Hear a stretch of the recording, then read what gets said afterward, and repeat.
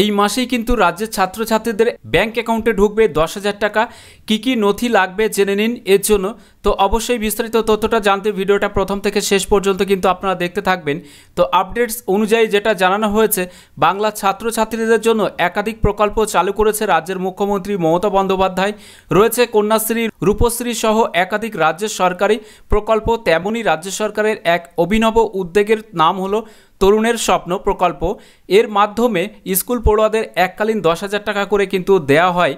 তবে কারা পাবেন এই তরুণের স্বপ্ন প্রকল্পের টাকা? মূলত উচ্চ মাধ্যমিক স্তরের ছাত্রছাত্রী অর্থাৎ একাদশ এবং দ্বাদশ শ্রেণীর ছাত্রছাত্রীদের এই টাকা দেওয়া হয়ে থাকে রাজ্য সরকারের তরফ থেকে। সরকারি এবং সরকার পোষিত স্কুলের পাশাপাশি মাদ্রাসা এবং সংখ্যালঘু বিদ্যালয়ের ছাত্রছাত্রীদেরও এই সুবিধা পেয়ে থাকে।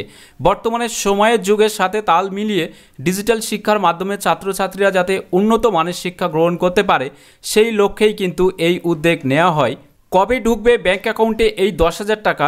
যেটা জানানো হয়েছে 5ই সেপ্টেম্বর, যেহেতু শিক্ষক দিবস, প্রতিবারের মতো এবারও শিক্ষক দিবসে রাজ্যের মাধ্যমিক এবং উচ্চ মাধ্যমিক স্তরের পড়ুয়াদের ট্যাব বা মোবাইল ফোন কেনার জন্য এই 10,000 টাকা হাতে তুলে দেবে পশ্চিমবঙ্গ সরকার।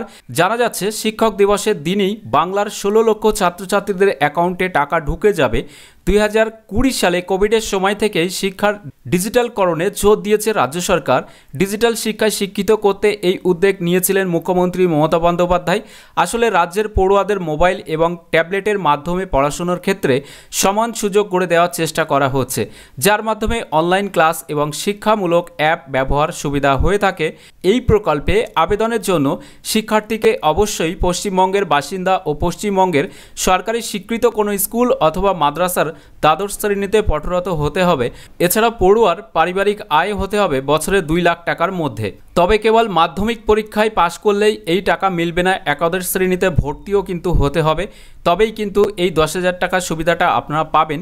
এছাড়াও যেটা জানানো হয়েছে, মাধ্যমিকের মার্কশিটের কপি এবং ডকুমেন্টস হিসাবে যে সমস্ত নথিগুলো দিতে হবে, যেমন মাধ্যমিকের মার্কশিটের কপি, একাদশ শ্রেণীতে ভর্তি হওয়ার নথি, মাধ্যমিকের অ্যাডমিট কার্ড ইত্যাদি প্রমাণ হিসেবে জমা করলে তবেই পাওয়া যাবে তরুণের স্বপ্ন প্রকল্পের 10,000 টাকার যে ট্যাব কেনার বা মোবাইল কেনার সুবিধা সেটা।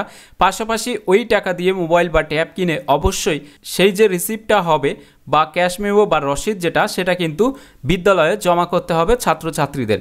তো আজকের ভিডিওর মাধ্যমে এই 10,000 টাকা ট্যাব কেনার বিষয়ে কবে পাবেন বা কী নথিপত্রগুলো জমা দিতে হবে বা কারা পাবেন, এগুলো স্পষ্ট ক্লিয়ার কিন্তু জানিয়ে দিলাম।